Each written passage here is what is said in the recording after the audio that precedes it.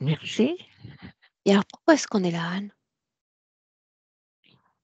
Heu, oui, alors pour parler à mon âme et pour voir, pourquoi je me suis sentie si mal dans ma vie, avec les autres et un petit peu en tout et j'aimerais être libérée, pour ce qui me reste de cette vie, mais je pense aussi, plus tard, à pas revenir avec encore un poids, comme j'ai eu. Parle-moi de tes yeux. Qu'est-ce qui s'est passé ou qu'est-ce qui se passe? Alors, quand j'étais petite, je voyais très peu. J C'était de la myopie, mais je voyais pas grand-chose. Quand j'étais à l'école, on tout de suite, on a dit qu'il fallait des lunettes. J'avais des grosses lunettes et j'ai jamais vu beaucoup.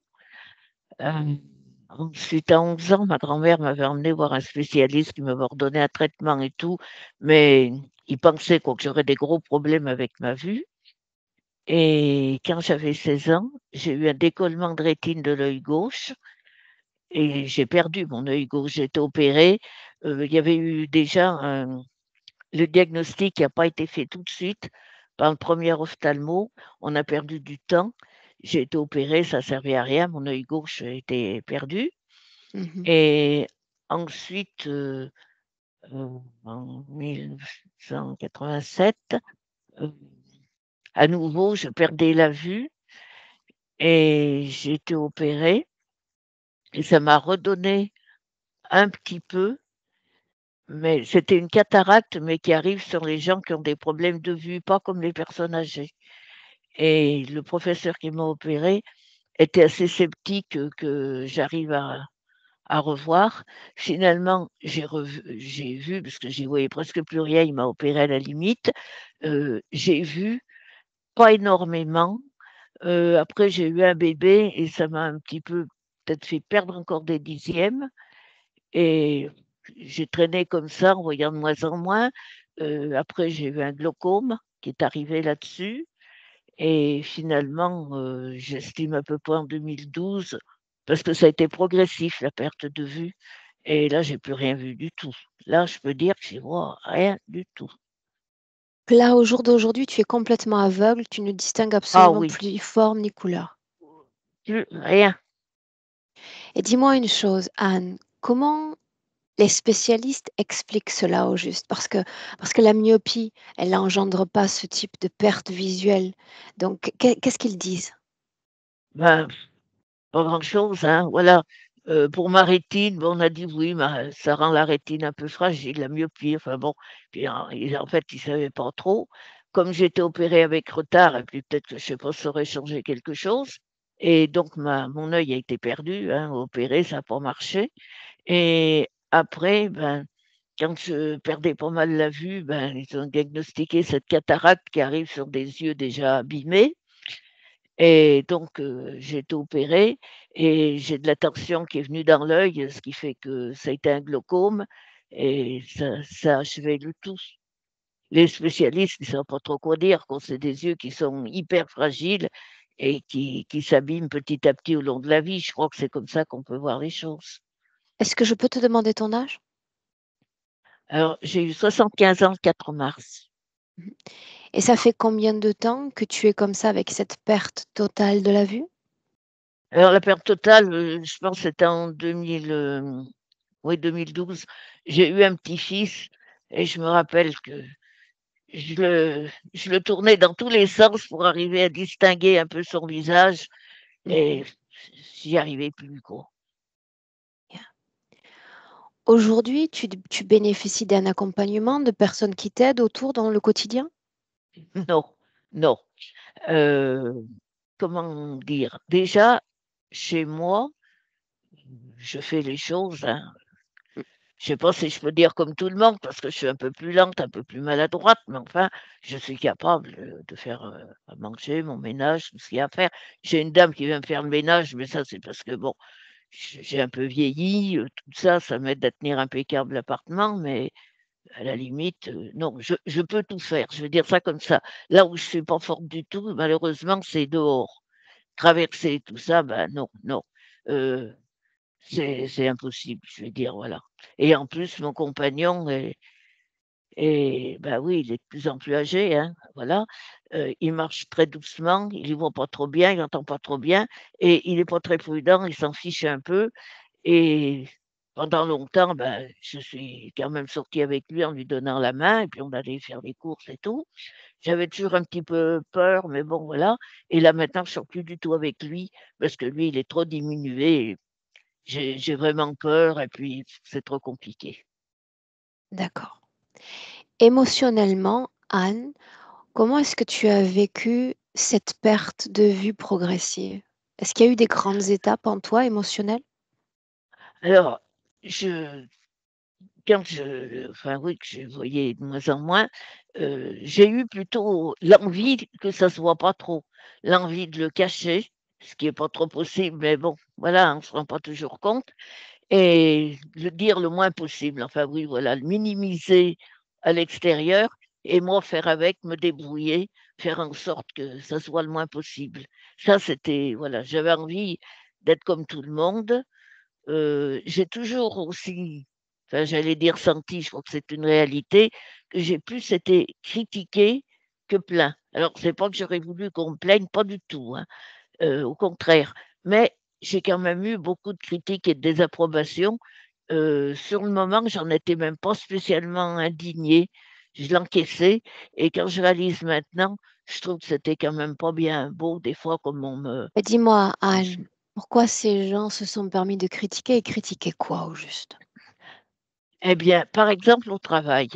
Alors, le matin, j'arrivais, je posais ma tasse sur la table, ma collègue me servait et à un moment, elle versait simplement du café dans la tasse, hein, qui avait été fait avant par la cafetière Mmh. électrique, bon. Et un jour, on a décidé, ben non, que je me faisais servir là comme une princesse, que je me prenais pour quoi? Alors j'ai dit: «Mais je peux me servir?» Et on m'a dit: «Oui, puis tu vas en mettre à côté». Ben, j'essuierai et on m'a dit: «Oui, tu essuieras mal» et c'est encore moi, une qui s'appelle Christiane m'a dit: «C'est moi qui essuierai», donc elle a décidé que je boirais pas de café. Et puis, on avait pour le travail, Mmh. on devait renvoyer du courrier au service. Je travaillais à l'hôpital dans un service administratif et on avait fait enfin la secrétaire avait imprimé des étiquettes, comme ça il y avait pas l'adresse à écrire au stylo, il y avait juste à coller l'étiquette et moi, ces garces avaient décidé que j'aurais pas d'étiquette toute prête. Puisque je voulais travailler et que j'y voyais rien, ben, j'avais qu'à écrire mes adresses et moi, Bien. je ne voulais pas Mmh. me plaindre. Je ne me plaignais jamais à la chef. Donc j'encaissais, je faisais avec. Et à l'époque, bah, je me rebiffais pas. C'est maintenant que je réalise que je me dis: «C'était quand même un peu moche, un peu odieux, quoi». Et Ça puis bon, l'était. je pourrais en raconter une Définitivement, ça liste, hein, l'était. Mmh. voilà. Et je pourrais raconter plein d'autres choses, hein, comme ça. Bien. Tu me disais, Anne, plus tôt, avoir des relations difficiles avec tout le monde. Est-ce que c'est Oui. toujours le cas dans ta situation présente? Ah oui, oui, oui, c'est comme ça. Maintenant, en plus, je vois plus beaucoup de monde, hein, faut dire ce qui est. J'ai plus Pourquoi l'occasion c'est si d'avoir trop de difficile? mauvaises Pourquoi c'est si eh ben, difficile, c'est Anne? finalement, je sais pas, au long de ma vie, ça a été comme ça. J'ai toujours l'impression que j'accrochais pas bien avec les autres, je sais pas. Alors moi, j'essayais d'être gentille, d'être généreuse, mais quand je donnais quelque chose, on était bien content, mais on n'hésitait pas à me tourner le dos le lendemain. Enfin bon, ce que je disais, bon, c'était un peu enfin voilà, j'ai toujours senti que qu'on m'aimait peut-être pas trop, qu'on me critiquait très facilement.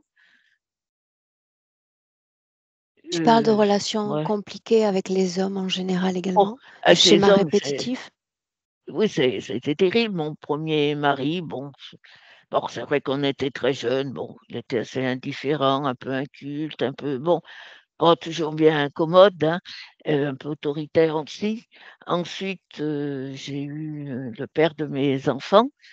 Lui, bah, il avait des problèmes personnels, hein, de drogue, d'alcool, beaucoup d'alcool. Caractériel sûrement aussi. Il avait une enfance épouvantable et tout ça, bon voilà, hein. Je ne sais pas trop pourquoi, si c'est le destin qui m'a mis avec lui, si c'est un mauvais choix, mais en tous les cas, voilà.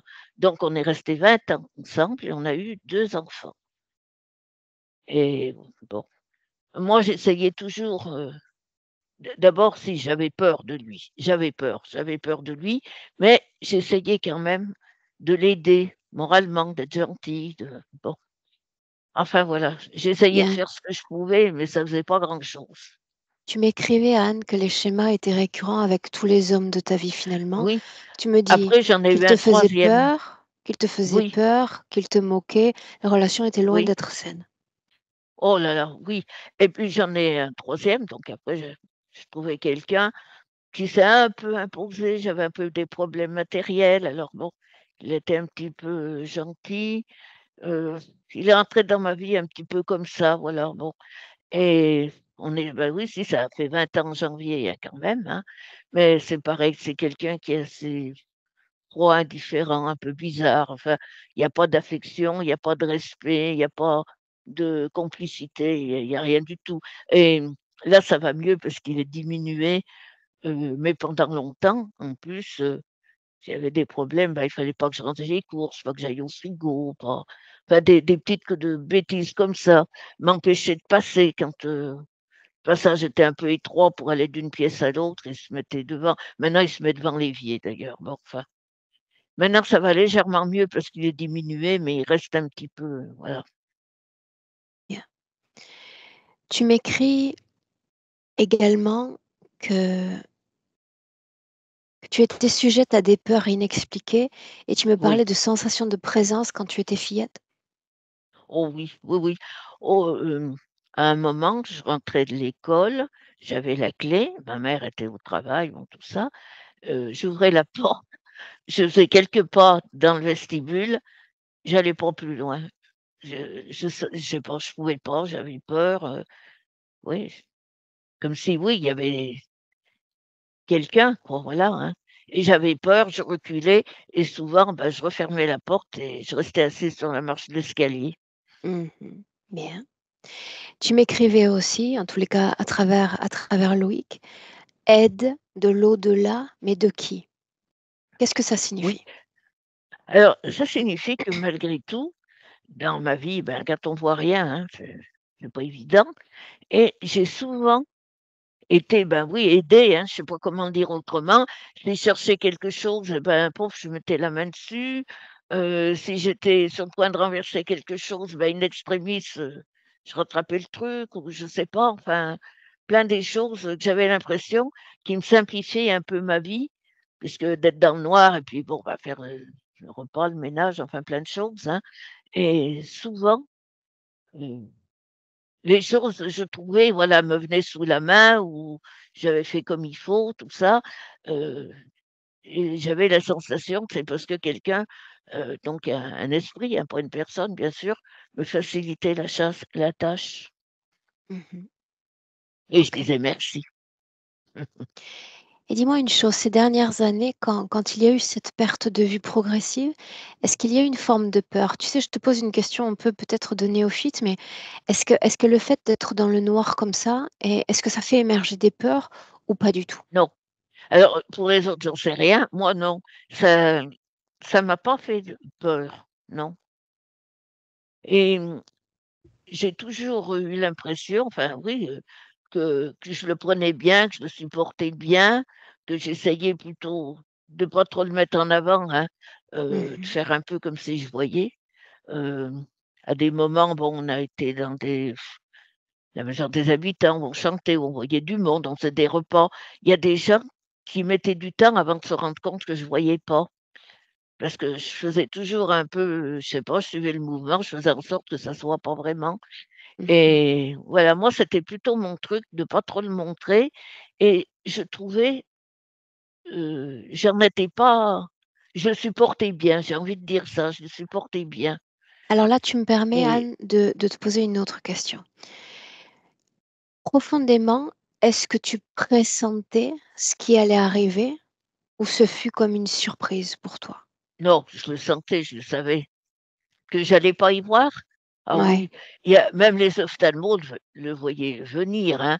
Même en Australie, un grand spécialiste, un grand professeur que j'avais été voir, que l'ophtalmo, ordinaire, on va dire, de là où j'habitais, m'avait fait une lettre pour que j'aille le voir et tout.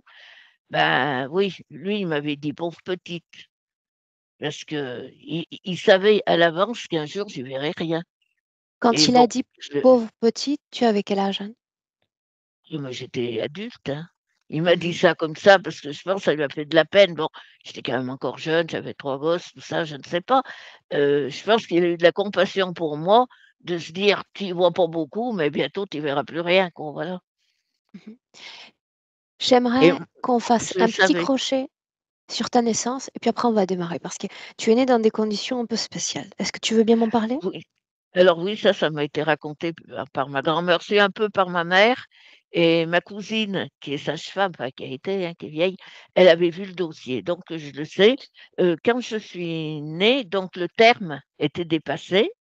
Ma mère était rentrée à l'hôpital où elle devait accoucher et finalement, le docteur a décidé qu'il lui ferait pas une césarienne parce qu'il avait eu je suis née en 49, hein, il avait eu des femmes qui avaient peut-être pas survécu, enfin bon.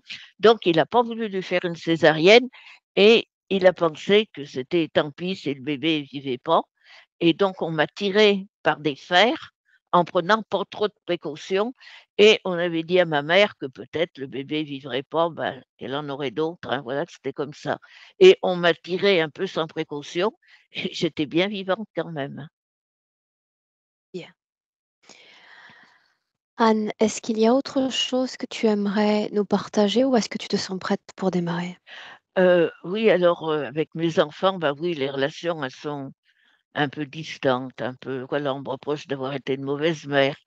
Ben je dis pas que j'ai été la reine des bonnes mères, mais enfin, ils ont pas eu il y a plein de gens qui ont des sévices, des choses, il y a jamais rien eu de tout ça, hein. Bon, je les aime, je les ai aimés petits, c'est ça que j'allais dire, mais je les aime grands aussi.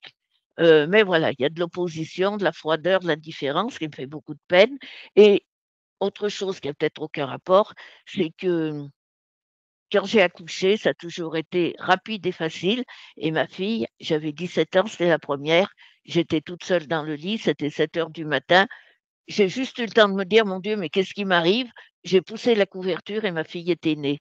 Voilà, elle est née rapidement comme ça Mmh. et Loïc, j'ai été à l'hôpital et quand je suis rentrée, j'avais très mal au ventre, je voulais aller aux toilettes. La dame m'a examinée, j'ai su après qu'elle avait vu la tête. Elle m'a emmenée comme ça dans la salle d'accouchement et il est né comme ça, hein, j'avais encore ma robe et tout et voilà, Bien, il est né, dans l'urgence, quoi. OK, Les autres, ça a été un tout petit peu plus long. J'ai ressenti quelques douleurs, mais presque rien. bien. Anne, si tu veux bien, je vais venir à Loïc 1 minute, d'accord? Pour lui demander Oui, s'il veut je lui ajouter donne le autre chose? casque? Voilà, Je lui donne le casque? oui.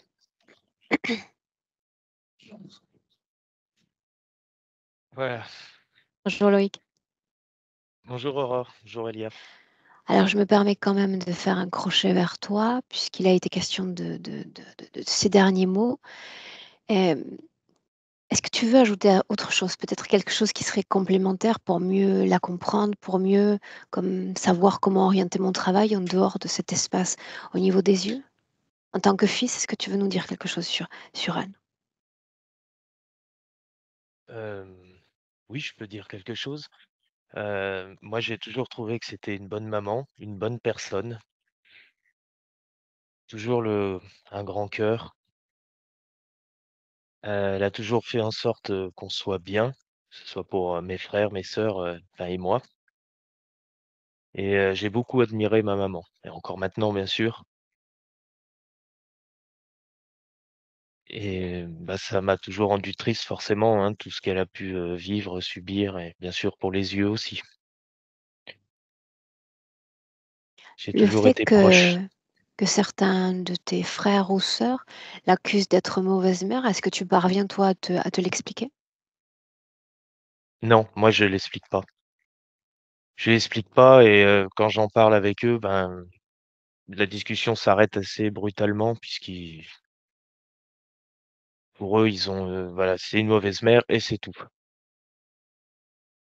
Bien. On peut pas dialoguer. Avant qu'Anne ne vienne à nous, est-ce que tu lui as fait écouter certaines sessions où elle va découvrir le travail au final? Non, non, j'ai déjà fait écouter des sessions.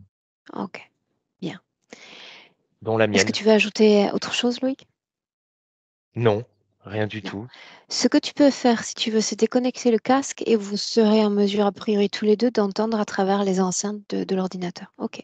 Donc, C'est je te ça, laisse oui. appuyer sur la pastille, si tu veux bien, sur l'écran et ensuite, vous vous installez famille comme vous voulez, d'accord? D'accord, merci Aurore.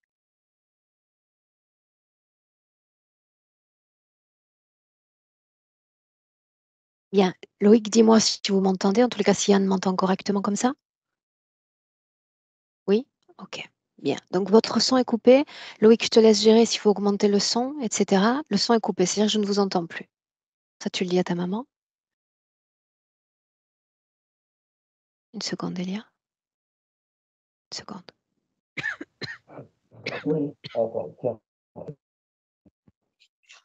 Voilà, on va juste les choses. Aurore, excuse-moi, je voudrais rajouter quelque chose sur ma vue.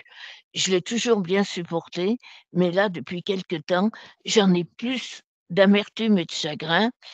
Je pense, malgré moi, qu'il y a longtemps que j'ai pas vu le jour, la lumière, et ça me fait beaucoup de peine et j'ai peur par moments d'avoir vraiment un désespoir qui me saisisse, voilà, Bien. et ça, C'est c'est noté. bien important. Bien, je te remercie pour ce partage, Anne. On démarre, d'accord? D'accord. Bien. Elia, est-ce qu'on peut démarrer? Oui? Oui.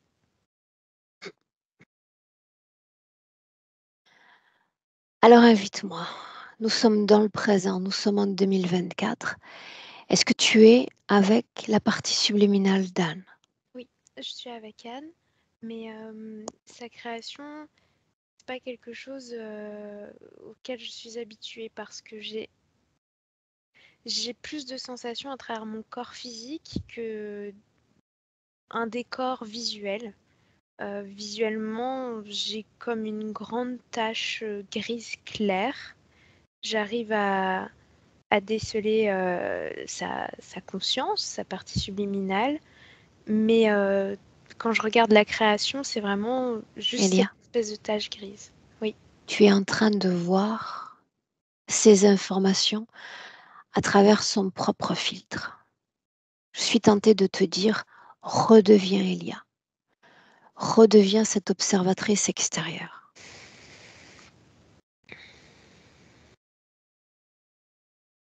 Échappe-toi de son système de captation. Ah Reste oui. bien centré sur toi-même. Ah oui, oui, bah du coup c'est bon. C'est un grand bazar. J'ai l'impression qu'on est dans un souk, comme dans un souk marocain. Il y a des chaises qui sont empilées, ça fait des grandes montagnes. Je vois des espèces de grosses malles. De... Cherche-la, elle. Elle est au milieu de tout ça. Elle est assise par terre. Est-ce qu'elle a l'apparence physique de notre Anne en 2024? Non. C'est bien son ADN, c'est bien elle, mais elle a l'apparence, je dirais, d'une femme d'une trentaine d'années. L'ADN, faisant une vérification.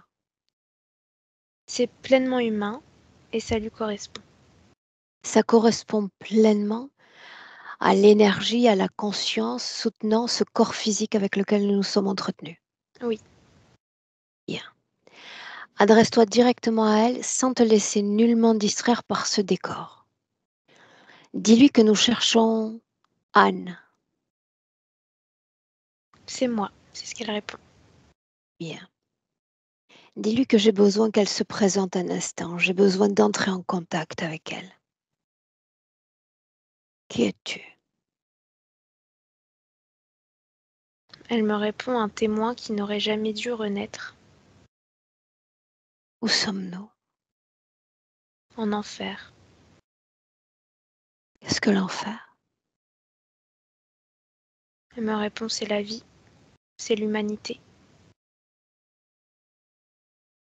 Est-ce qu'il est question de densité physique ou non physique dans cet enfer qu'elle présente?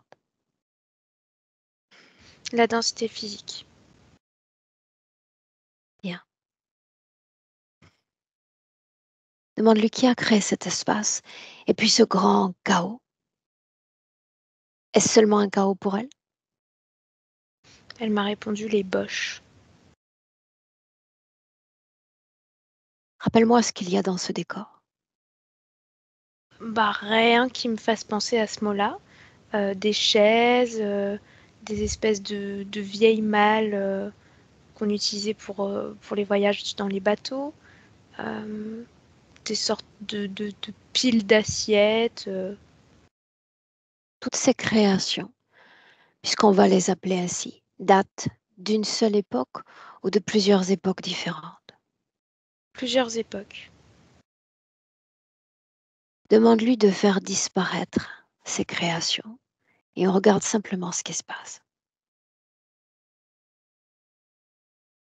Ça a disparu et c'est comme si ces créations-là cachaient des murs en béton très hauts. Ça me fait penser à comme si j'étais emprisonnée au milieu de tout ça. J'ai une sensation d'étouffement qui n'était pas là quand il y avait ces créations. À ce stade, regarde pourquoi est-ce qu'il y a un défaut de compatibilité entre l'âme et son corps physique. Parce que c'est comme si elle avait arrêté de soutenir son corps pleinement vers la trentaine à ce moment-là. Et comme si elle ne regardait plus son corps. Je vois un miroir en fait qui se teint de noir à ce moment-là. Elle voit plus son Bien. reflet. Maintenant, j'aimerais qu'on remonte le temps de quelques minutes. Il y a quelques minutes à peine, ce que tu voyais de cet espace était plutôt un filtrage, un maillage gris. Qu'est-ce que c'était? On vérifie simplement. C'est un voile sur mes yeux qui m'empêchait de voir ça. Parce que je suis passée par le corps, en effet. Je m'en suis pas rendu compte. Ce voile dont tu parles, est-ce qu'il est présent énergétiquement en elle, sur elle ou autour d'elle? Il est en elle. Est-ce que tu peux le situer? Oui, au niveau des yeux, ça fait comme un bandeau. Quelle énergie vibre dans cette région-là? De la peur. Demande-lui pourquoi est-ce qu'on est là? Qu'est-ce qu'elle comprend à cette rencontre? Que c'est l'amour de son fils qui, qui, nous, qui nous présente ici. Elle fait confiance à son fils. Sans comprendre vraiment ce que sont nos intentions. Non, elle comprend pas vraiment. Bien. Elle me dit on peut rien faire pour moi, d'autres ont essayé avant. Qui est venu avant? Les blouses blanches, c'est ce qu'elle dit. Qu'ont-ils fait? Rien. Elia, tu me confirmes que si je communique directement à travers toi avec sa conscience, c'est elle et uniquement elle que j'ai au bout? Oui. Est-ce que tu me permets de parler avec elle? Oui. Alors une inspiration profonde. Et tu me laisses directement parler avec Anne. Anne, bonjour, Anne. Oui, je suis là, Puis-je t'appeler ainsi? bien sûr. Besoin de savoir encore si c'est le seul prénom que tu aies jamais porté. Non, il y en a eu d'autres. Est-ce que tu peux m'en mentionner deux autres? Oui. Il y a eu Je Rosalie t'écoute. et il y a eu Michel. Bien. Tu t'identifies donc comme Anne, n'est-ce pas? Oui. Mhm. Peux-tu me dire ce que tu sais de ton véhicule terrestre? Qu'il est plus fort qu'on ne le pense, qu'il a été capable de soutenir beaucoup de monde alors qu'il avait besoin de soutien. Il s'est senti souvent seul, abandonné et trahi. que pour autant il a toujours été là pour les siens. Je sais de ce corps qu'il a beaucoup de douleurs à l'intérieur, dans les os aussi, et qu'il ne se plaint jamais. Et surtout qu'il est à mon image, déterminé, sans faille, têtu. Ça signifie que tu ne te plains jamais? Jamais Non. nulle plainte? Non. Non. Personne ne peut les entendre et même si on entend mes plaintes, qu'est-ce qu'on peut y faire? C'est On la se question montre sur au monde pour laquelle ça soi-même. je me pencherai volontiers. Pourquoi personne n'entend? Et puis pourquoi personne ne fait rien? Parce que tant que ça ne te touche pas toi, alors ce n'est pas grave. C'est ce que j'ai compris des autres. Pourquoi est-ce qu'il y a tant de déséquilibre selon toi? Certains humains qui donnent tant, qui sont si généreux, et d'autres quelque part si mesquins ou méchants? Parce que ce Que sont ceux comprends-tu de qui ça? vivent dans la peur, qui veulent absolument tout détruire et qui veulent prendre le contrôle, qui veulent écraser les autres. Ça signifie qu'ils auraient eu peur de toi? Pas seulement de moi. Je parle d'une façon générale. Mais ce que je sais, parce que ton corps physique me l'a confié, c'est que plusieurs fois tu as été l'objet d'attaques, de moqueries injustifiées. Comment l'expliquer? Parce que la différence fait peur. Et de quelle différence parlons-nous? De ce que je suis, de mon handicap, mais surtout de mon énergie. Souvent, ceux qui veulent écraser, c'est ceux qui ont peur de l'être. Et moi, je n'écrase pas, mais je ne me laisse pas faire. Je veux dire que on peut me faire tomber 1000 fois, je me relèverai à chaque fois. Ça, je le C'est sais ça déjà. qui fait peur. Autrement dit, ils ont peur de ta propre force. Oui, Et qu'est-ce qui leur permet d'attaquer? Certains d'entre nous ne le sont jamais, victimes d'attaques, de moqueries ou d'humiliations. Qu'est-ce qu'ils ont détecté chez toi? Qu'est-ce qui leur a permis de se comporter ainsi, ils selon savent toi? que que je ne me rebellerai pas, que je me relèverai toujours en silence, mais qu'il n'y aura pas de conséquences. Dis-moi une chose, Anne. Pourquoi jamais, jamais de rébellion? Parce que je ne veux pas être vue, je ne veux pas faire de vagues. Je veux me Sinon quoi? fondre dans le silence. Sinon quoi? Le danger, la mort, ça pourrait être pire en plus. Ça pourrait ne faire qu'aggraver la situation, ce harcèlement. C'est plus Bien. facile de se taire et de subir. Tu disais il y a un instant que les plaintes jamais n'étaient entendues. Mais de quelles plaintes parlons-nous? De de mon désespoir parfois, parce que je me sens seule. Et puis je me reprends après. Il y a un instant, on était entouré d'un sacré chaos. Est-ce que tu te plais dans ce type de création? Non, mais ça a toujours été comme ça. Je veux dire Parce que depuis tu que en as j'ai... voulu ainsi? Non, Non, je l'ai jamais voulu, mais c'est comme ça. J'ai pas de chance. En cet instant même, et je te rappelle que nous sommes en 2024, est-ce que tu es en soutenance d'un seul corps physique, incarné, ou de plusieurs autres corps? Un seul. Mhm. Alors celui-là donc, celui qui porte ce prénom d'Anne, est-ce que tu l'as seulement choisi? Oui, Pourquoi celui-là plutôt qu'un autre? Parce que j'avais l'impression que ce corps ne serait jamais vraiment regardé. C'était le corps parfait pour passer inaperçu, pour se fondre dans la masse. Je n'avais pas imaginé une seule seconde qu'il serait porteur de ce handicap. Non, aucune information à ce sujet. Non. Les médecins sont incapables de dire ce qui est arrivé. Pourquoi cette dégénérescence visuelle?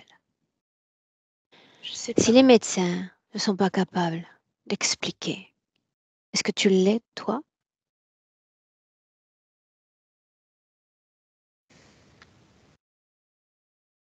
Je veux pas croire que c'est ma faute. Qui dit ça? Moi. Mais en même temps, quelque part, ce handicap me rassure. Parfois, j'ai l'impression que c'est moi qui l'ai créé. L'avantage de l'âme, c'est que jamais elle ne souffre d'aucun handicap. Ce que tes yeux physiques ont cessé de voir, ces yeux-là, ceux de l'âme sont capables de voir absolument tout, sans limite aucune. J'aimerais que tu portes attention sur moi, que tu dégages une intention, celle que je porte en cet instant à l'égard de notre rencontre aujourd'hui. Pourquoi suis-je là? Pour retirer le voile. Et de quel voile parlons-nous? Celui qui est tombé sur moi. Alors parlons un instant de ce voile. Quand est-ce qu'il apparaît?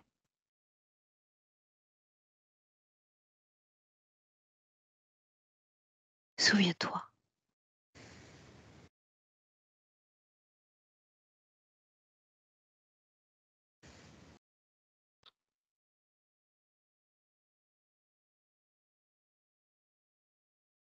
Je peux pas. Tu te souviens? Je dis il y a un instant que tu pouvais tout voir, sans limite. Je revois tout, mais je peux pas mettre de mots dessus.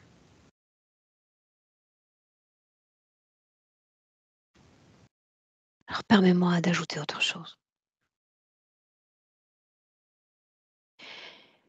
Une fois que tu vas manifester ces énergies qui vont devenir des mots, ces mots qui vont être entendus, intégrés par ton corps physique, eh bien, ces mêmes mots et la compréhension qui va naître d'eux va créer une magie particulière dans le corps physique. Je parle de magie parce que la peur pourrait disparaître, parce que ce voile pourrait disparaître, parce que cette obscurité, cette amertume dont ton corps physique m'a parlé pourrait disparaître. Tant de conscience pourrait être soulagée si tu te permettais d'exprimer ce qu'il y a à exprimer. Pourquoi ne pas profiter de cette rencontre aujourd'hui? Jamais personne n'est venu. Nous, oui. Pourquoi ne pas essayer? Juste essayer.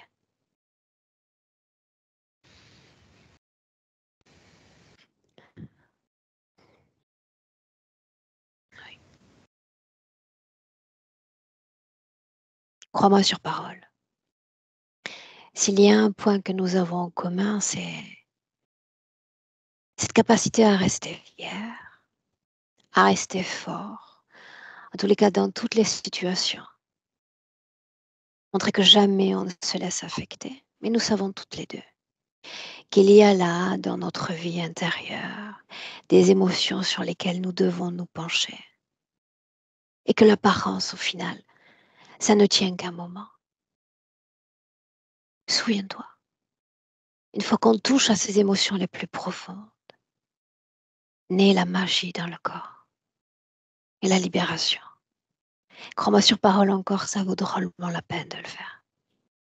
Tu l'as dit, c'est Loïc qui t'a tenu la main pour venir à nous jusqu'à aujourd'hui. Tu lui as fait confiance et il me fait confiance. Il s'agit seulement d'essayer. Je t'écoute. J'ai vu les démons qui entourent les corps des humains, ceux qui les traversent, ceux qui les encouragent à être tout ce qu'il y a de pire sur cette planète. Et je n'ai rien pu faire. As-tu vu?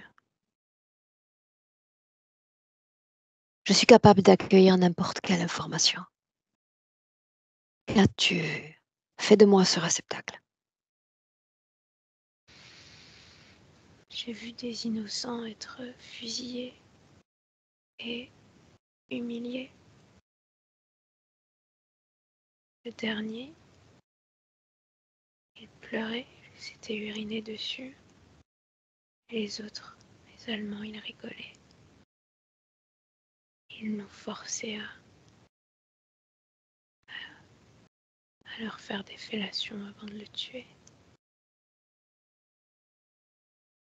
Et ils ont uriné sur lui après. Quelle nationalité est la tienne? Française, Quel est ton rôle? je n'ai pas de rôle. J'étais Comment au mauvais t'es-tu retrouvée dans cet endroit? J'étais partie chercher de la farine dans le village d'à côté. Je me suis cachée quand je les ai entendus dans la forêt. J'ai eu très peur. Est-ce que tu as assisté à toute cette scène? Juste comme observateur? Oui, Quelqu'un, oui ou non, t'a découvert? oui. Est-il arrivé? J'ai fui. Je pensais que j'avais réussi, mais quelques jours après, ils m'ont retrouvée. Et Et après quoi? m'ont emmenée et ils m'ont tuée. Selon toi? Pourquoi fallait-il qu'ils provoquent ta mort? Parce qu'ils avaient peur que je parle. Si tu avais pu parler, qu'aurais-tu dit?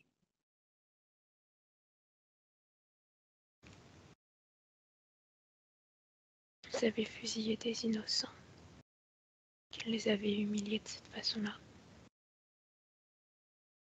J'aurais décrit tous leurs crimes. Je voulais pas parler. Je voulais oublier. Qu'est-ce qui a été le plus dur de toutes ces scènes?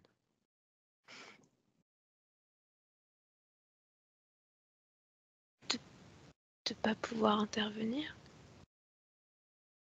L'impuissance? Mm.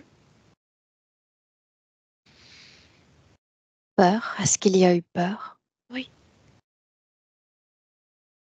Et dégoût. Et colère. Bien.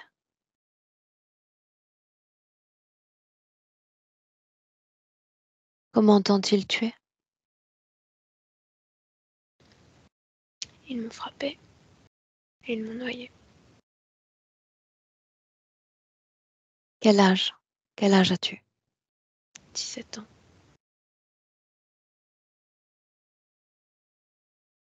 Que se passe-t-il au moment de la mort? Les démons, ils sont tout autour. Parle-moi d'eux. Ça fait trop de bruit. Ça crie, ça ricane, ça gronde. C'est comme des serpents qui attendent d'être nourris.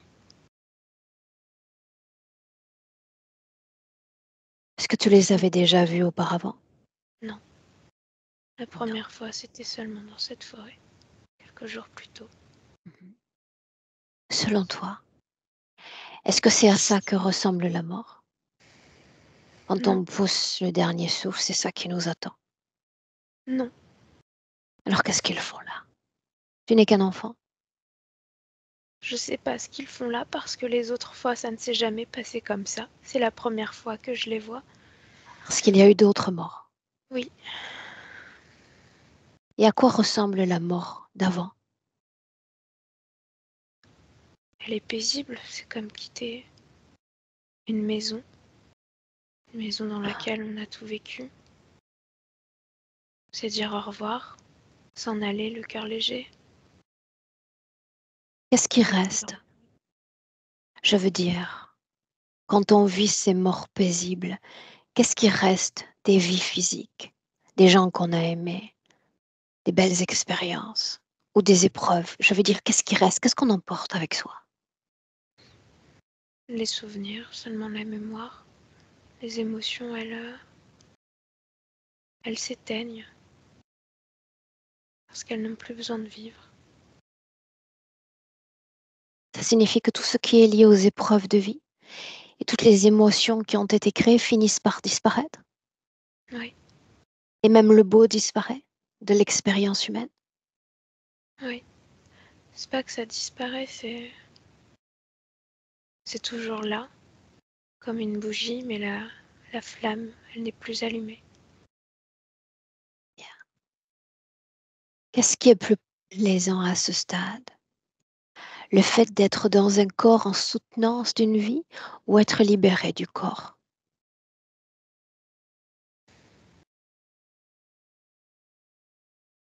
C'est difficile. Avant cette expérience, j'aurais dit les deux. Maintenant, Et je pendant dirais ces autres morts, est-ce que tu te sentais vraiment mort? non. Non. Est-ce que tu as rencontré des êtres chers? Les as-tu retrouvés? Oui, mais seulement s'apercevoir. Ce n'est pas rester ensemble, ce n'est pas comme sur Terre, Hmm. c'est se croiser,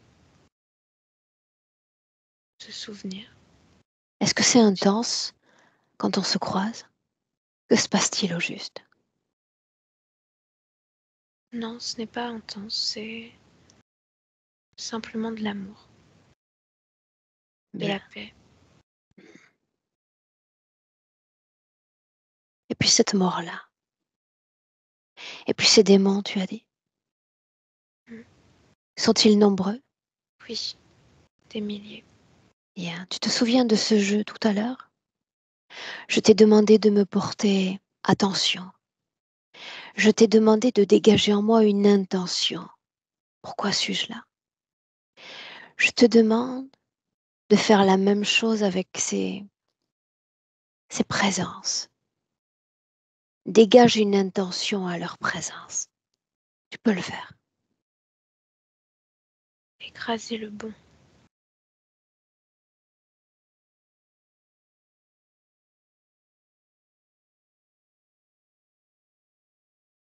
Continue.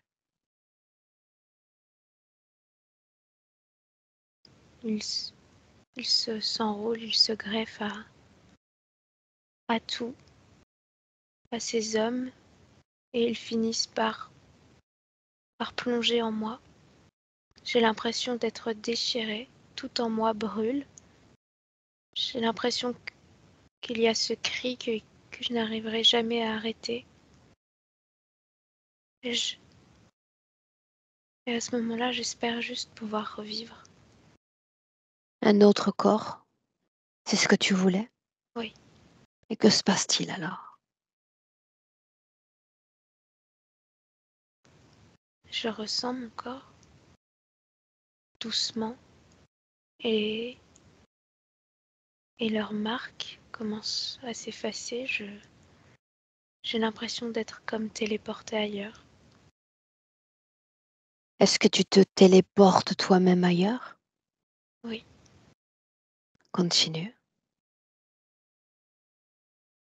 Quand je rencontre ce nouveau corps, je me sens soulagée, mais en même temps angoissée parce que je ne peux pas effacer leur mémoire. Ce nouveau corps dont tu parles, c'est celui qui se nomme Anne? Oui. C'est celui-ci présent? Oui, je l'ai Bien. choisi. Bien. Tu t'incorpores donc. Ces présences ont fini par totalement disparaître? Non, parce que je sais qu'elles sont là. Je les ressens. J'ai l'impression qu'elles me guettent, qu'elles attendent que ce corps s'éteigne pour à nouveau me récupérer. Mais elles n'étaient pas là avant, dans les autres vies et dans les autres morts, c'est bien ça? Oui.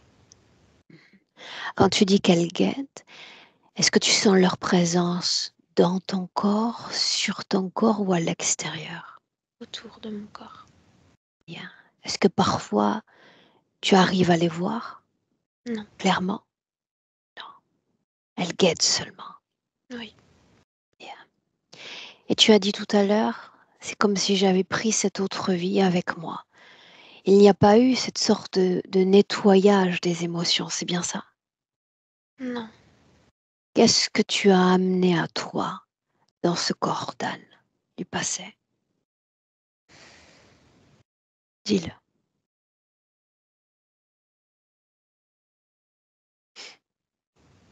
Ma peur et ce dégoût pour les hommes.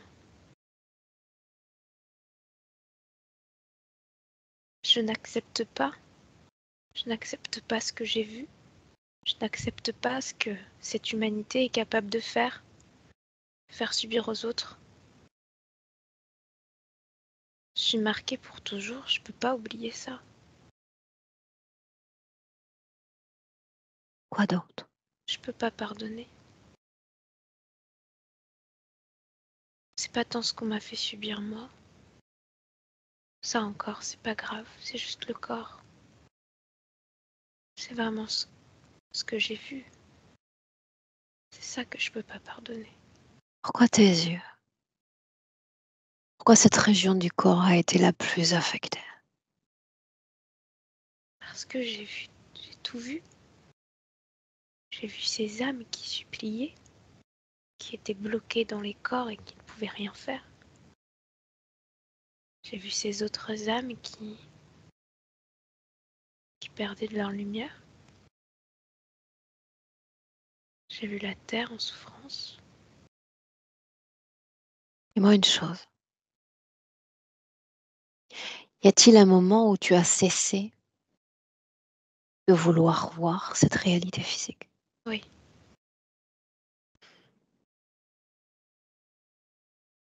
Est-ce que tu es venu ainsi à ce corps-là? Je crois que oui. Est-ce que tu en comprends les conséquences sur ton corps physique aujourd'hui? Je voulais pas le comprendre. J'ai besoin que tu en fasses compréhension aujourd'hui. J'ai besoin que tu crées un pont entre le physique et le non physique. C'est extrêmement important.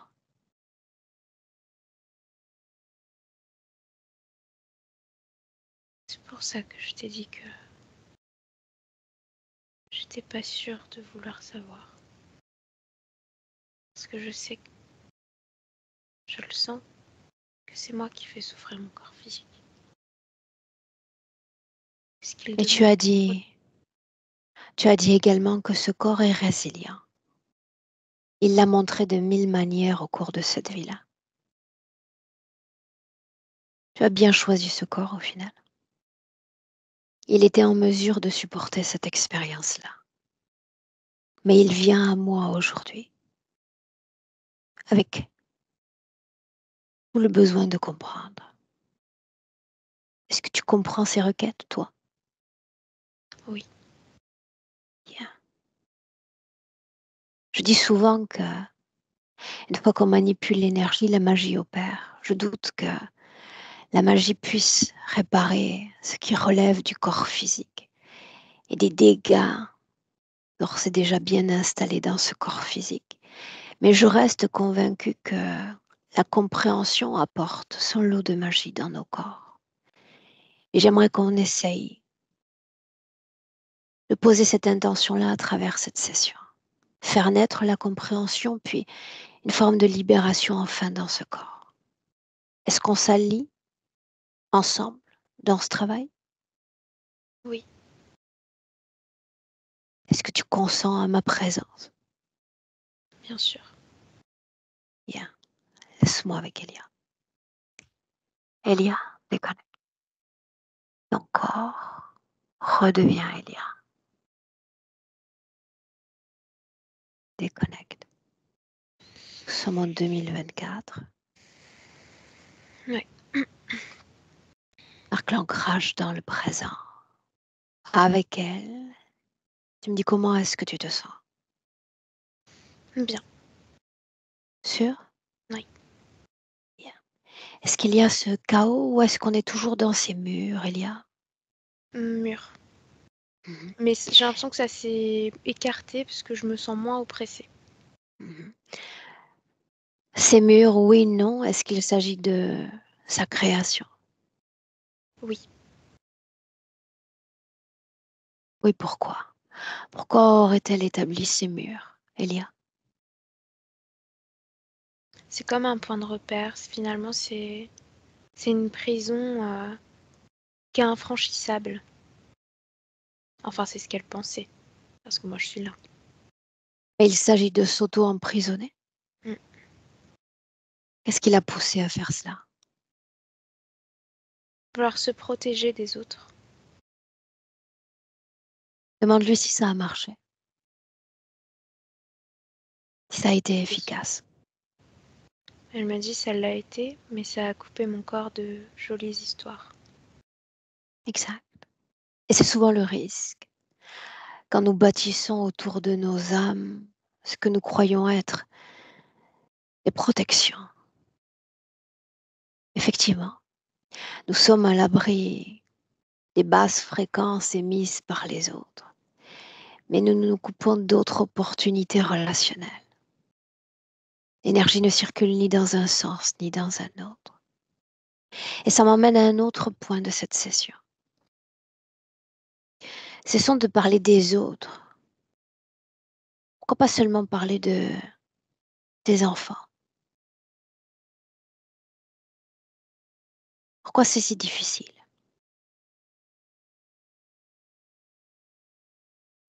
Parce qu'il y a cette distance entre elle et eux. Je vois vraiment qu'à partir du moment où ils sont dans une relation physique, il y a trop de distance, il y a ces murs qui sont entre eux sur le plan éthérique. Et parce que c'est comme si le fait qu'il soit adulte, elle a peur de ce qu'il pourrait devenir. Alors que enfant, c'est c'est plus close, c'est plus rapproché ensemble. Mhm. Est-ce que Loïc ressent ces murs et cette distanciation?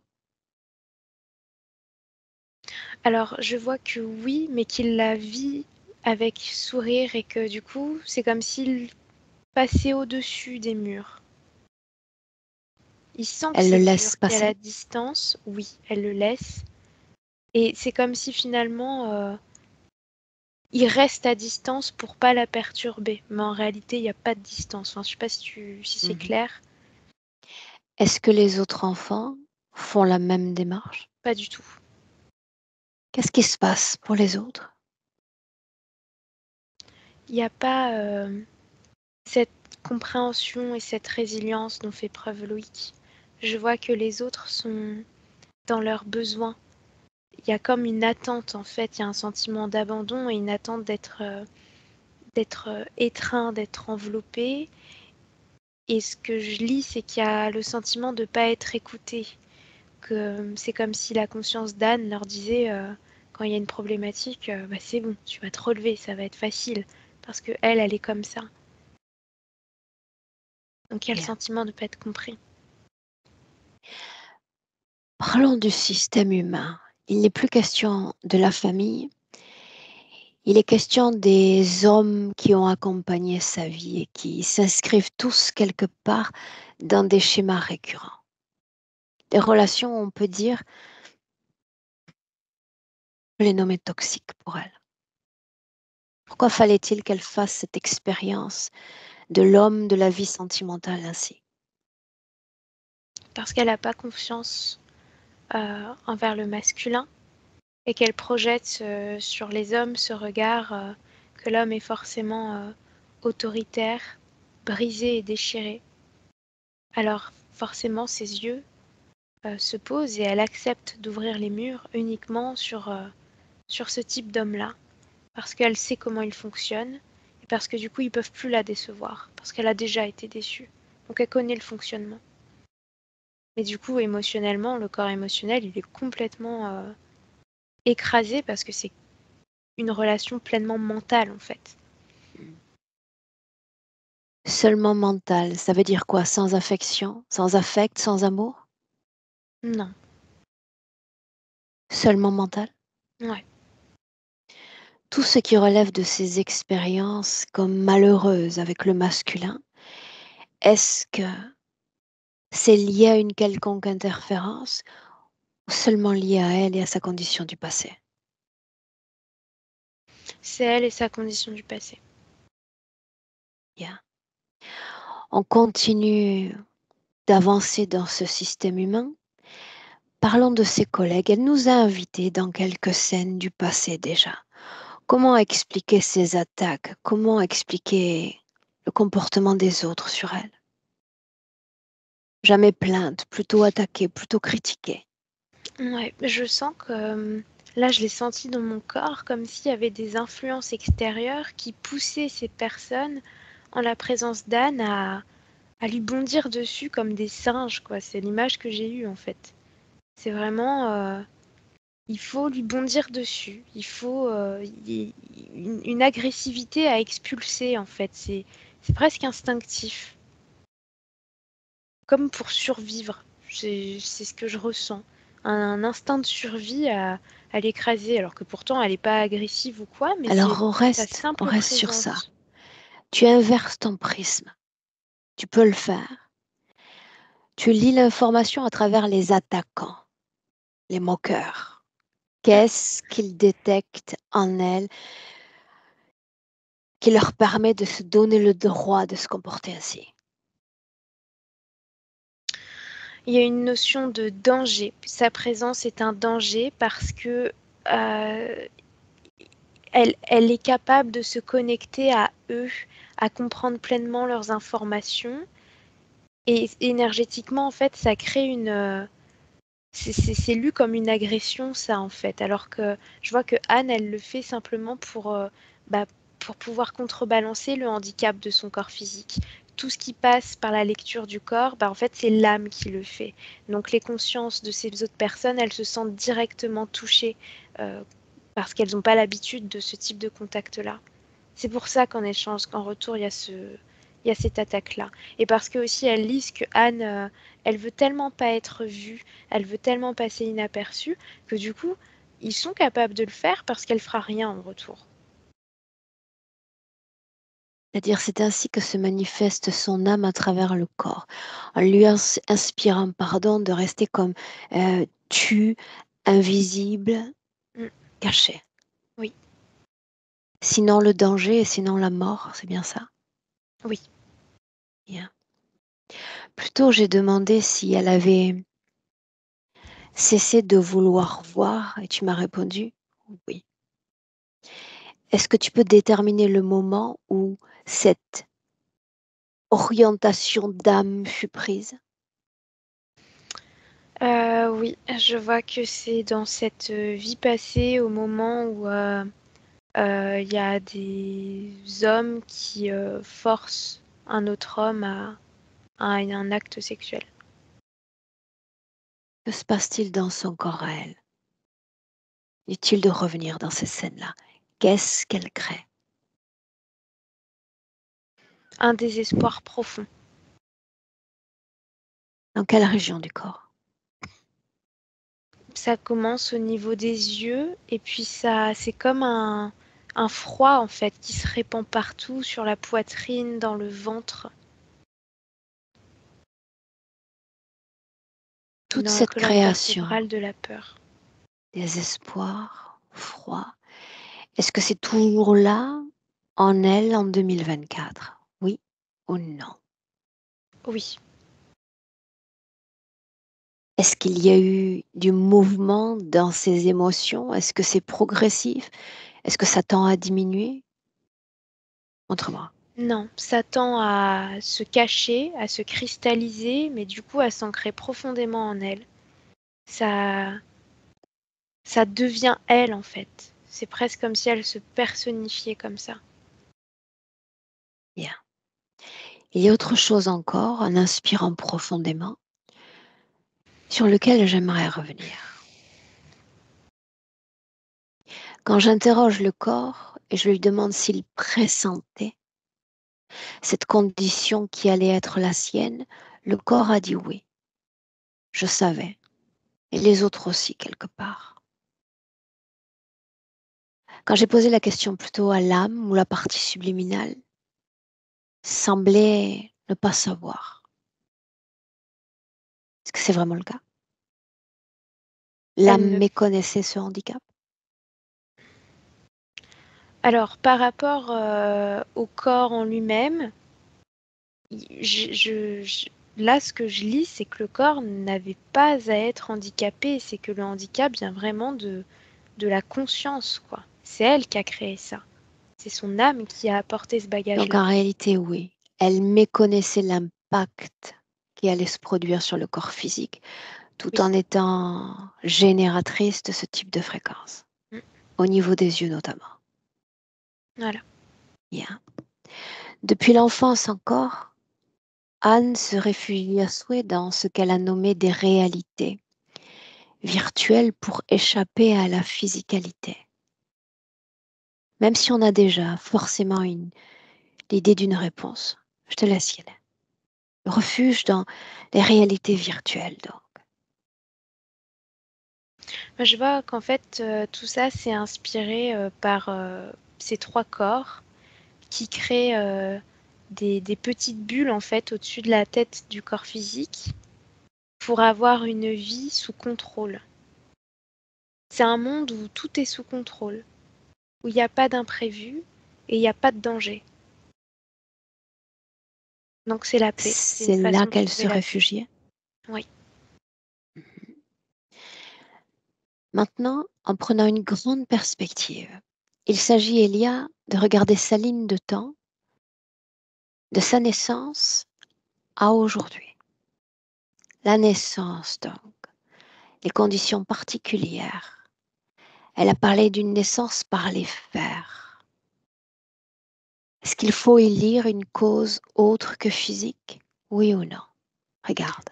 Oui, je vois ces, ces masques, des masques démoniaques qui tentent d'influencer,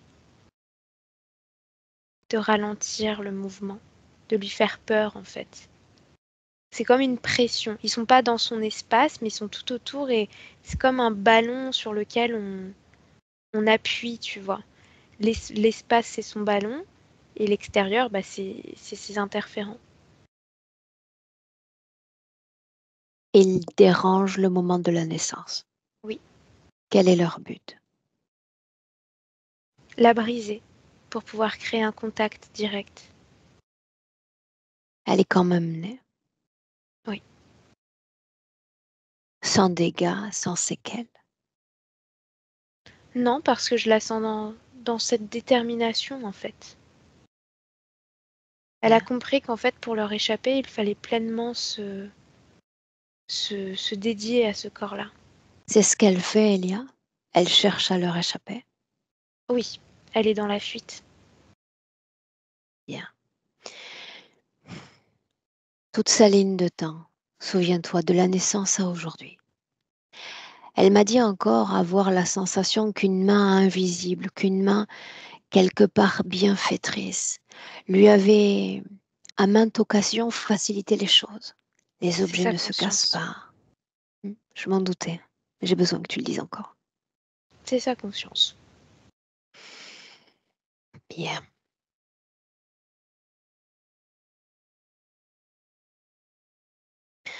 Une autre information encore sur laquelle nous devons nous pencher. Anne, comme la majorité des êtres humains, s'est adressée à l'au-delà, s'est adressée à l'invisible, pour les raisons qui lui étaient propres. Je veux savoir qui a entendu ces appels, mais surtout si quelqu'un y a répondu. Regarde. Personne n'a entendu ces appels puisque la conscience n'a pas soutenu ces mouvements-là. Parce que la conscience était dans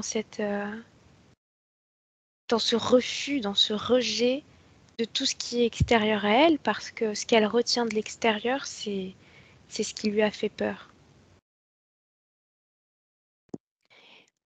Et maintenant, une ambivalence. Et ensuite, on commence réellement la phase un peu plus active de ce travail. Mais cette ambivalence, quand Anne finalement se présente à nous, même accompagnée de son fils, elle se mobilise. Elle mobilise son temps, son énergie quelque part pour être là et soutenir ce travail. Et d'un autre côté, me confiant dans ces derniers mots, jamais il n'y a eu amertume ni chagrin dans mon corps à cause de ma vue. Et là, si ça vient, je sens ça dans mon corps. On sent cette ambivalence. Pourquoi maintenant? Pourquoi vit-elle ça maintenant? Parce qu'à ce moment-là, elle ressent la culpabilité de sa conscience, de son âme qui comprend en fait les dégâts, qui chemine vers elle-même. Nous sommes en 2024. Reste ancré. Que dire de cette culpabilité dans la condition qui est la sienne? Est-ce que ça vibre? Ça vibre au niveau de l'utérus. Là, c'est à cet endroit-là que je le vois, parce que c'est le pilier de la créativité en général. C'est pas juste par rapport à son rôle de mère, sa sexualité, c'est dans tout en fait. Toute sa créativité a été bloquée par cette culpabilité. Qu'est-ce qui vibre encore, là, maintenant, alors qu'on se parle? Du regret. Le regret de quoi, Elia? De ne pas avoir traité ça pour peut-être avoir une existence plus douce et pour être mieux entourée aujourd'hui. Bien. À l'instant où nous nous parlons, cette fois, c'est toi qui redeviens le personnage central pour le moment. Elle va intégrer désormais tout ce que toi tu collectes. Et c'est ainsi que tu vas appeler toi, Elia, dans notre présent, tous ceux, autrement dit, toutes les consciences potentiellement connectées à elle, directement connectées à elle. Et tu me dis simplement ce que tu vois.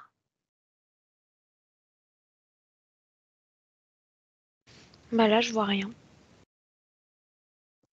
Non? Non. Qu'est devenu ce voile gris, Elia? Il est moins épais Où est-il situé? au niveau des yeux. Que sont devenus ces démons? Ils existent, mais pas dans son espace. Là, si tu me parles d'eux, je les vois, tu vois, mais pas en lien avec elle. Qu'est-ce qui leur permet d'être là, à l'aguet, aux aguets en français? Le fait il y a une partie d'elle qui a accepté que cette rencontre se referait, arriverait à nouveau. Il y a une autre part d'elle qui la refuse tout au long de sa vie. Mais en fait, c'est comme un rendez-vous, quoi. Est-ce qu'elle est connectée à eux, oui ou non? Non. Est-ce qu'elle est porteuse de tout ce que nous sommes amenés à voir tous les jours en session? Objets, Non. programmation. Programmation, oui. Ce voile au niveau des yeux. Mais l'origine, c'est elle. C'est elle qui s'est programmée. Autoprogrammation, donc. Mm. Bien. Alors, changeons de prisme. Qu'est-ce qui attire ces consciences non humaines auprès de notre âne?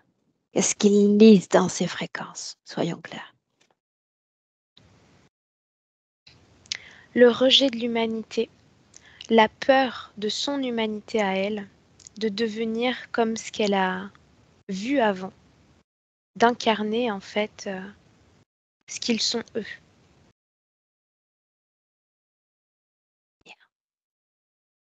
Alors, j'aimerais que tu lui enseignes, si c'est un savoir qui a disparu en elle, que par un phénomène d'attraction magnétique, nous attirons dans l'invisible et souvent dans le visible ce qui nous ressemble. Autrement dit, on a beau être la meilleure personne au monde, la plus résiliente, la plus combative, la plus généreuse, la plus sympathique. S'il y a là au fond dans nos entrailles, dans cette conscience qui nous soutient, nos épreuves d'hier, de jadis, celles qui ont un goût d'amertume, de regret, de souffrance, de peur, eh bien nous attirons à nous des êtres qui vivent et qui vibrent exactement à la même fréquence que la nôtre. On arrive à un tournant décisif dans cette session. Elle doit comprendre ce phénomène de polarité, parce que ça explique tout le reste. En dépit de sa générosité certaine, le fait d'avoir été l'objet d'attaques incessantes, le fait d'avoir expérimenté la souffrance, une certaine forme de solitude. Il faut déjà prévoir l'après, peu importe l'âge qu'on a, parce que le ici et maintenant va définir l'après. Elle l'a dit plus tôt, j'ai eu d'autres vies, j'ai eu d'autres morts. Et il y a celle-là, cette mort, la prochaine.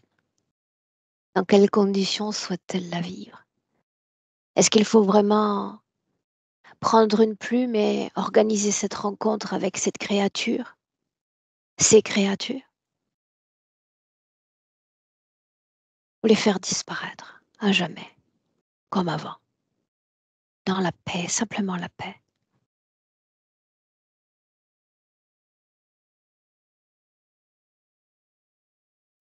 Elle me demande comment elle peut être sûre et certaine de ne plus jamais les voir, puisque la première fois qu'elle les a aperçus, elle s'attendait pas à les voir.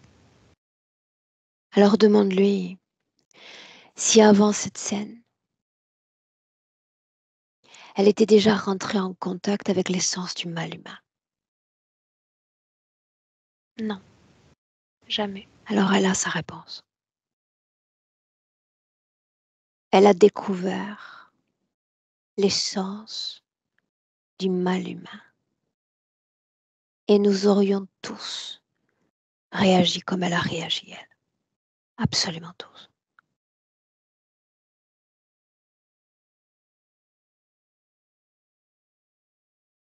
Oui, elle dit qu'elle est prête.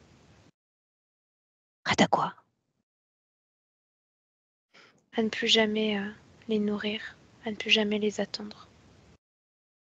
Dis-lui encore que si elle fait disparaître ses émotions, comme elle l'a fait dans les morts précédentes, elle a dit, je m'en suis libérée des épreuves, finalement.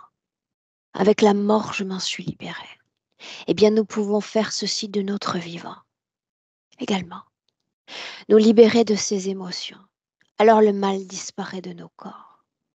Alors ces démons disparaissent. Alors les conflits sur le plan physique disparaissent aussi et je crois que ça en vaut sacrément la peine. Dis-lui qu'il faut commencer par là.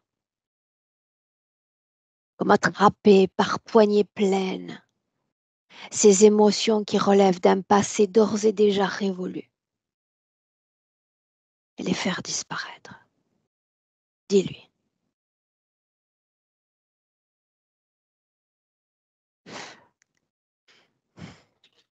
Ouais, elle comprend et elle pleure en fait, mais c'est des larmes de libération. C'est comme ça que ça s'évapore. Toute cette émotion qui était cristallisée là de tout son tronc, ça sort à travers des larmes. Tu observes, tu accompagnes, tu encourages. Ouais.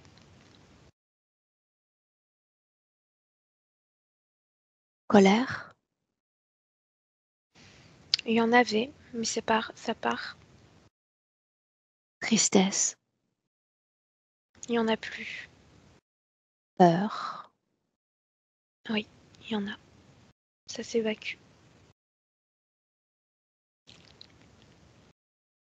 culpabilité. Oui.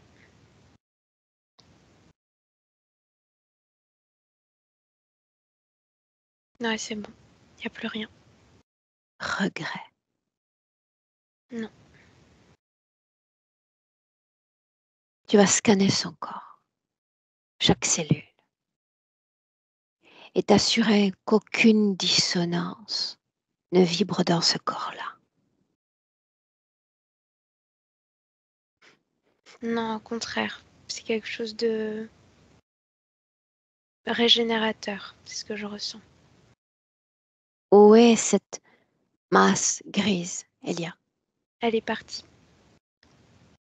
Ce décor, ces murs, Ça n'existe plus. Là, c'est tout blanc. Comme avec des mouvements de lumière orangés, roses. Mais il était l'atmosphère est question, bien. Mhm. Il était question d'autoprogrammation. Qu'en dire désormais? Elle n'existe plus. Demande-lui alors si elle se considère encore comme témoin. Non, plus maintenant.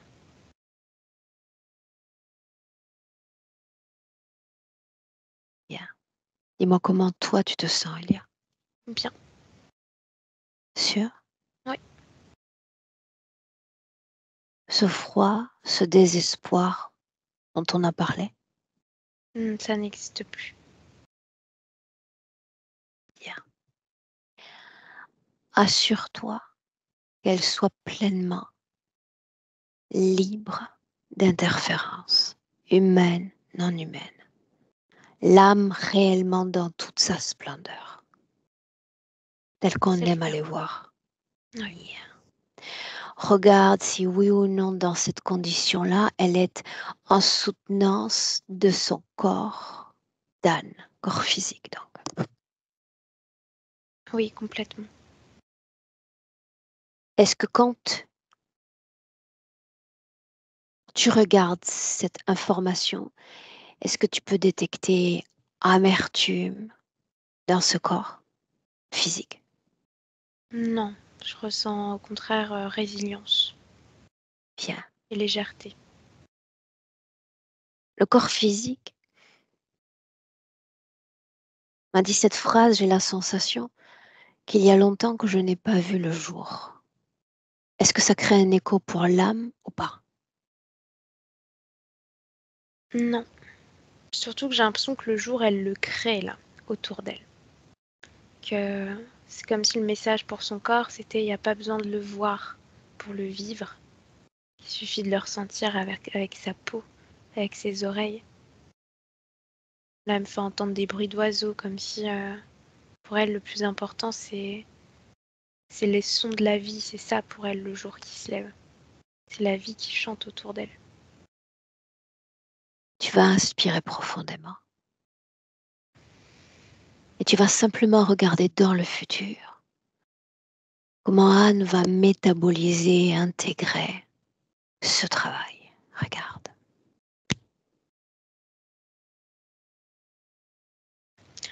Je vois qu'elle fait un pas vers ses enfants, notamment vers Loïc. Il y a des démonstrations physiques de tendresse entre eux. Et je vois voilà, une étreinte, il y a des larmes qui coulent, mais de bonheur pour l'un et pour l'autre. J'ai l'impression qu'avec les autres enfants, il y a quelque chose qui se fait au téléphone, un contact plus doux au téléphone. Je la vois souriante, même si la vue, c'est pas ça. Ben, c'est pas grave en fait. Il y a vraiment ce truc de légèreté, légèreté, légèreté.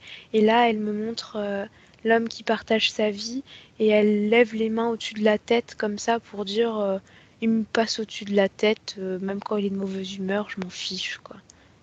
C'est plus une cohabitation qui la fait rire qu'un poids. Bien.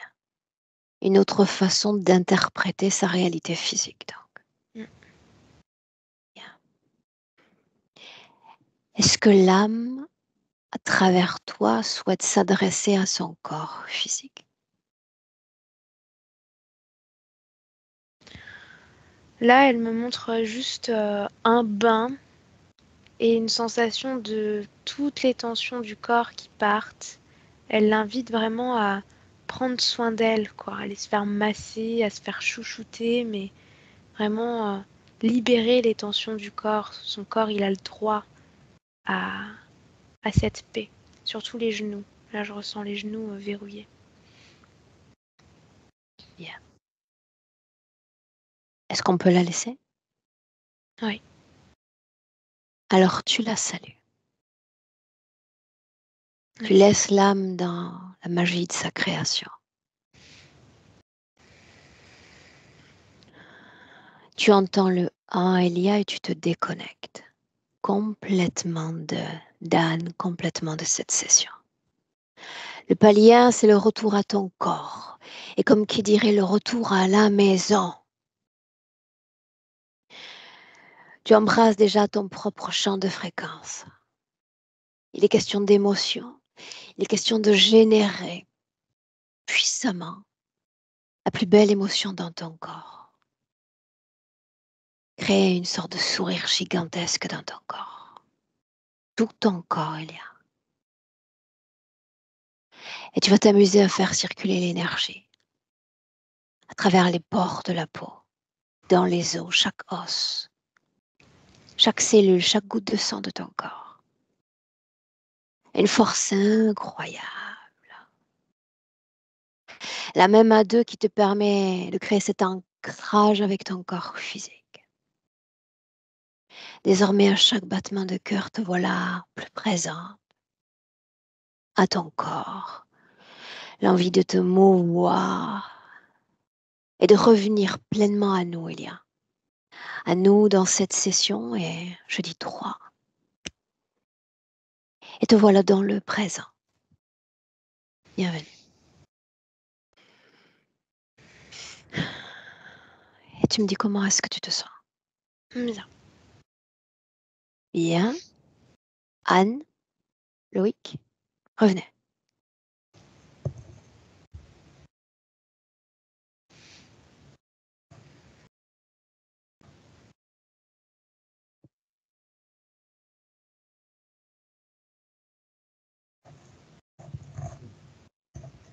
Anne, est-ce que tu nous entends?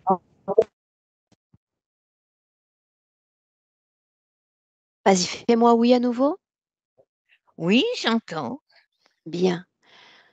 Est-ce que tu veux nous dire un mot, la façon dont tu te sens, dont tu as vécu l'écoute de ces informations? Dans tout ce que j'ai entendu, comment je pourrais dire? Enfin, ça me parle vraiment, que j'ai vraiment ressenti. C'est des choses, peut-être sans les formuler, mais j'ai senti faire partie de moi. Comment est-ce que tu te sens là maintenant émotionnellement? Oh, ça va, je suis un petit peu oui, un petit peu chamboulée par tout ça, mais ça va dans l'ensemble. Bien. Tout Je vais ça, beaucoup réfléchir à tout ça, c'est sûr. bien, tout ça part du principe, Anne, que c'est synonyme de mieux, que c'est synonyme de légèreté, que c'est synonyme d'amélioration. L'âme est en paix. D'accord? Oui, oui. Bien. Est-ce que Loïc veut nous dire un mot? Je vais lui donner le casque. Allez. Est-ce que Voilà. tu veux dire un mot, Loïc? Est-ce que tu as écouté la session? Je crois que oui. Oui, oui, bien sûr, j'ai bien écouté. Mhm. Hem, je sais pas trop en fait.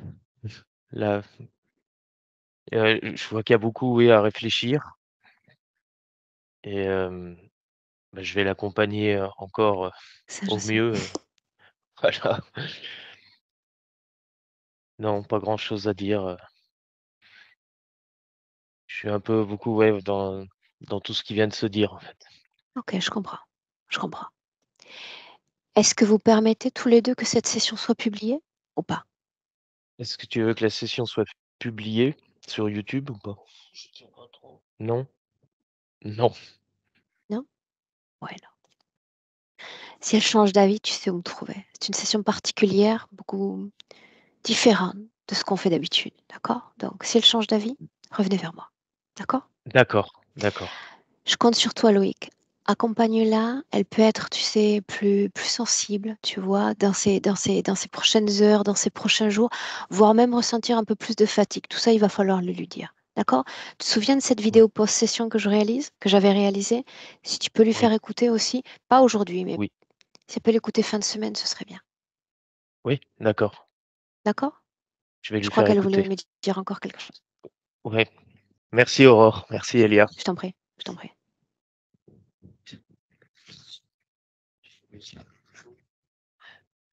Je t'écoute, Anne. Oui, Est-ce que tu voulais ajouter autre chose, me dire autre chose? oui, je voulais te dire merci Aurore et merci à Elia. Ce fut un plaisir, et je te le dis avec grande sincérité, Anne, de t'accompagner aujourd'hui. Oui, vraiment. Merci. Vraiment, tout ce que j'ai entendu, ça résonne beaucoup en moi. Bien.